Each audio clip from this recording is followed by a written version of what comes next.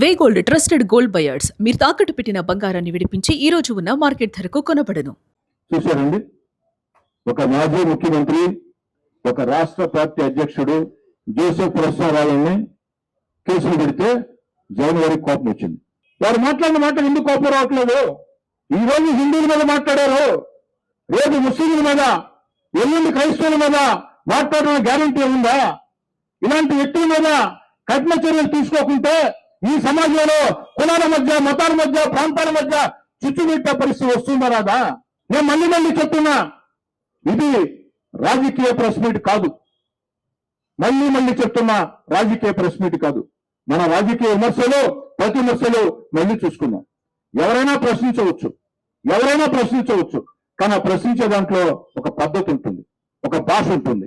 అది ఎవరైనా సరే, మరి ఆ భాష దాటి ప్రశ్నించే పరిస్థితి ఆంధ్ర రాష్ట్రంలో వచ్చింది. అది మళ్ళీ మాట్లాడుకుందాం, అది వేరే అంశం. కానీ దేవుళ్ళని దూషించిన అధికారం మీకు ఎవరిచ్చారు? మేధావుల ముసుగు వేసుకుని కొంతమంది మేధావుల ముసుగేసుకుని కొంతమంది మేతగాళ్ళు దేవుళ్ళని, హిందూ మత విశ్వాసాలని దుర్మార్గంగా దుర్భాషలాడుతూ ఉంటే ఆ అధికారం మీకు ఎవరిచ్చారు? ఈ రోజు హిందువులు మాట్లాడారు, రేపు క్రైస్తవుల్ని, ఎల్లుండి ముస్లింస్ ని, మరొకరిని మాట్లాడతారు. మరి అలాంటి వ్యక్తుల్ని జగన్మోహన్ రెడ్డి గారు ఎలా సమర్థిస్తున్నారు?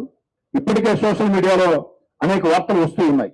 ఈ వ్యక్తులందరూ కూడా ఫండింగ్ వైఎస్ఆర్ కాంగ్రెస్ పార్టీ చేస్తుందని. మరి మీరు సమర్థించినప్పుడు ఈ అనుమానాలు కాదు, నిజాలు అర్థమవుతాయి. జగన్మోహన్ రెడ్డి గారు ఇంకా చాలా విమర్శలు చేశారు సోషల్ మీడియా విషయాల్లో, కొన్ని విషయాల్లో. నేను దాని జోలికి రావటం లే. కానీ జోసెఫ్ ప్రశ్న రావణ్ వారు మాట్లాడిన మాటలు విన్న తర్వాత కూడా మీరు ఎలా సమర్థిస్తారు? దేవుళ్ళని తిట్టే అధికారం ఎవరికి ఇచ్చారు? ఈ జోసెఫ్ రావణ్లకి. ఎవరిచ్చారు జోసెఫ్ రావణ్లకి? రేపటి రోజు మరో మత విశ్వాసాల్ని దెబ్బతీయడం గ్యారంటీ ఏమైనా ఉందా? జగన్మోహన్ రెడ్డి గారు ఒక పక్క హే రామ్ అంటూ, మరో పక్క జై జోసెఫ్ రావణ్ అంటున్న మీరు, ఏమైంది మీకు? ఏమైంది సార్? జగన్ సార్, మీకు ఖచ్చితంగా ప్రజా జీవితంలో వైఎస్ జగన్మోహన్ రెడ్డి గారు కొనసాగాలనుకుంటే కోట్లాది మంది భారతీయులకి జగన్మోహన్ రెడ్డి గారు క్షమాపణ చెప్పాల్సిందే. ఉప ముఖ్యమంత్రి పవన్ కళ్యాణ్ గారు, నా దేశం మీద నాకు నమ్మకం లేదు, నాకు దేశభక్తి లేదు, బంగ్లాదేశ్ లో ఉండే హిందువుల్ని దుర్భాషలాడటం, శ్రీరాముడిని దుర్భాషలాడటం, మహాభారతాన్ని దుర్భాషలాడటం ఇది చేశారండి. పవన్ కళ్యాణ్ గారి భాషకి కృష్ణా జోసెఫ్ రావుడికి తేడా ఉందండి, చాలా తేడా ఉంది. పోలికేంది అసలు? దానికి చాలా తేడా ఉంది. ఎడిట్ చేసి పెట్టినప్పుడు బహిరంగంగా కృష్ణా జోసెఫ్ రావణ్ వచ్చి క్షమాపణ చెప్పు, ఆధారాలు చూపించు. నేను మాట్లాడిన మాటలకి ఏ ఆధారాలతో ఓ భారతీయుడిగా, మీ కోటారెడ్డి సోదరెడ్డిగా మాట్లాడానో ఆధారాలు నేను చూపిస్తున్నా. మరి కృష్ణా జోసెఫ్ రావణ్ని కానీ, వారిని సమర్థించే వ్యక్తుల్ని కానీ మీ మీద మీరు అలా మాట్లాడలేదు అన్న మాటల్ని రుజువు చేసుకోవాల్సిన బాధ్యత మీకు ఉందా లేదా తేల్చమని అడుగుతున్నా. అయినా నాకు అర్థం కాండి. దయచేసి కాసేపు విలేకరుల సమావేశం బ్రేక్ ఇద్దాం, ఆ యొక్క మాటలు చూద్దాం. చూసిన తర్వాత మీరేం మాట్లాడతారో కూడా, ఎందుకంటే ఇది ఒక రాజకీయ సమస్య కాదు. నేను ప్రారంభంలోనే చెప్పా, కృష్ణా రావణ్ మీద, జోసెఫ్ రావణ్ మీద పెట్టిన కేసులు సక్రమమా అక్రమమా కోర్టులు తెలుస్తాయి. కోర్టు తేల్చింది కాబట్టే, దానిలో ప్రాథమిక ఆధారాలు ఉన్నాయి కాబట్టే కింది కోర్టు రిమాండ్ విధించింది, జైలుకు పంపించింది.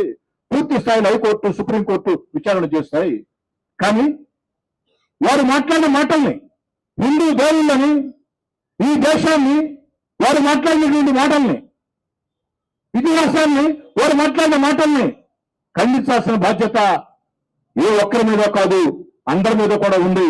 దురదృష్టం ఏంటంటే ఖండించకపోగా సమర్థిస్తూ మాట్లాడిన జగన్మోహన్ రెడ్డి గారి మాటలు చూసి కడుపు మండి కడుపు రగిలి ఆవేశంతో మాట్లాడుతూ ఉన్నా. నా ధర్మం, నా హిందూ ధర్మం నాకు నేర్పించిన పరమత సహనం, పరమతాల మీద గౌరవం, పరమతాలకి ఇబ్బంది జరిగిన అండగా ఉండమని చెప్పిన బాధ్యత, దాన్ని స్ఫూర్తిగా తీసుకుని ఉన్నటువంటి విధానం, దాన్ని స్ఫూర్తిగా తీసుకుని ఉన్నటువంటి విధానం. మరి నా ధర్మానికే, నా హిందూ ధర్మానికే అన్యాయం జరిగితే, నా హిందూ ధర్మానికే అవమానం జరిగితే, నా హిందూ దేవుళ్ళకే అవమానం జరిగితే స్పందించాల్సిన బాధ్యత నా ఒక్కడమే కాదు, విలేకరులుగా మీ అందరి మీద కూడా ఉంది. దయచేసి ఆ క్లిప్పింగ్స్ ఒకసారి విని మళ్ళీ మనం మాట్లాడుకుందాం. క్లిప్పింగ్స్ పెట్టనా? జగన్ గారి సతీమణి వైఎస్ భారతి గారి మీద ఒక తెలుగుదేశం పార్టీ కార్యకర్త అనుచిత వ్యాఖ్యలు చేస్తే నారా లోకేష్ గారు వెంటనే స్పందించి ఆ యొక్క వ్యక్తిని ఆ పార్టీ ఈ పార్టీని చూడకుండా కేసును నమోదు చేయించి జైలుకి పంపించాడు. జగన్ గారు వింటున్నారా? మరి ఈరోజు చంద్రబాబు నాయుడు గారి మీద, పవన్ కళ్యాణ్ గారి మీద, నారా లోకేష్ గారి మీద దుర్మార్గంగా పోస్టింగ్లు పెడుతూ ఉంటే అలాంటి వ్యక్తుల్ని మీరు ప్రోత్సహిస్తూ ఉన్నారు. అది వేరే అంశం, అది వేరే అంశం. అయినా కూడా ప్రశ్న అడిగారు కాబట్టి తెలియజేస్తూ ఉన్నా. నరేంద్ర మోడీ గారి మీద జాతి మెచ్చిన ప్రధాని, ప్రపంచంలోనే శక్తివంతమైన నాయకుడు నరేంద్ర మోడీ గారు 12 ఏళ్లుగా ఎలాంటి అవినీతి ఆరోపణలు లేకుండా ఈ దేశాన్ని ముందుకు తీసుకుపోతూ శక్తివంతంగా తయారు చేస్తున్న వ్యక్తి నరేంద్ర మోడీ గారు. అలాంటి నరేంద్ర మోడీ గారిని సైతం ఈ యొక్క జోసెఫ్ కృష్ణ రావణ్ నీచంగా మాట్లాడారు. జగన్మోహన్ రెడ్డి గారు అలాంటి వ్యక్తుల్ని మీరు కూడా సమర్థిస్తున్నారు. వే గోల్డ్ ట్రస్టెడ్ గోల్డ్ బయర్స్. మీరు తాకట్టు పెట్టిన బంగారాన్ని విడిపించి ఈ రోజు ఉన్న మార్కెట్ ధరకు కొనబడను.